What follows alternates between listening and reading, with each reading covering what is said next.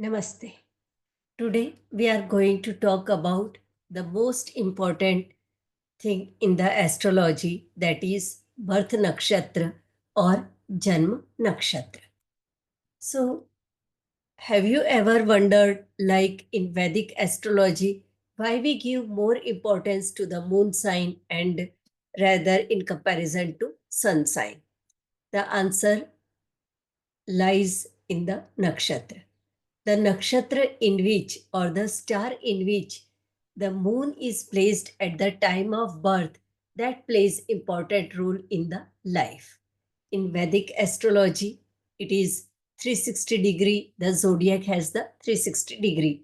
And this zodiac is divided into 27 nakshatras, and each nakshatra has the area of 13 degree 20 minutes. So it is like anyone who has taken birth in this 13 degree 20 minutes, you will get to know about what actually that is. And in this 13 degree 20 minutes also, it is further more divided into the 4 parts. So it is like going more and more deeper.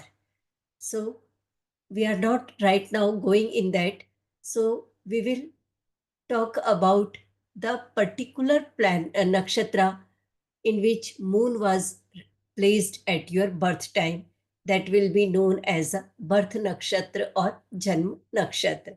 Now this nakshatra shapes your personality, means the particular nakshatra in which moon is at your birth time will give you some patterns. You will see like you have this kind of emotions. Whenever some situations comes, you react in this particular way, or your thought patterns, they are according to that particular nakshatra. So that we will understand. Then mental disposition, how you react in any situation, how you take decisions. You take emotional decisions, you take based on the practical thoughts, logical thoughts. That is also dependent on moon nakshatra. Then in Vedic astrology, we keep the name of the children based on the particular nakshatra. So there we select some alphabets, and according to that we keep the name of the baby. Then whenever we do any kind of auspicious ceremony, that time also we give our birth nakshatra, the name of the birth nakshatra, like Ashwini or Rohini or whatever it is. So among those 27 nakshatras, that nakshatra is taken as for sankalp also. Then in in Vedic astrology, when we say like this event will take place, so it is based on normally Vimshotri Dasha, and the Vimshotri Dasha starts from the particular planet which is the lord of the birth nakshatra. So we have 12 signs, then 9 planets, and 27 nakshatras.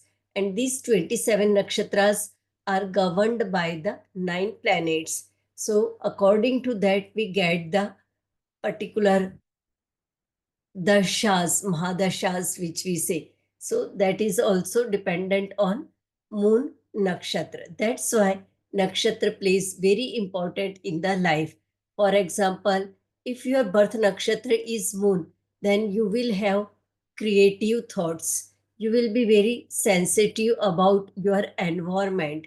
If, for example, your birth nakshatra is Magha, then it will be like you will have leadership qualities. You are blessed, or you will face struggle in the life because of your ancestral blessings or issues.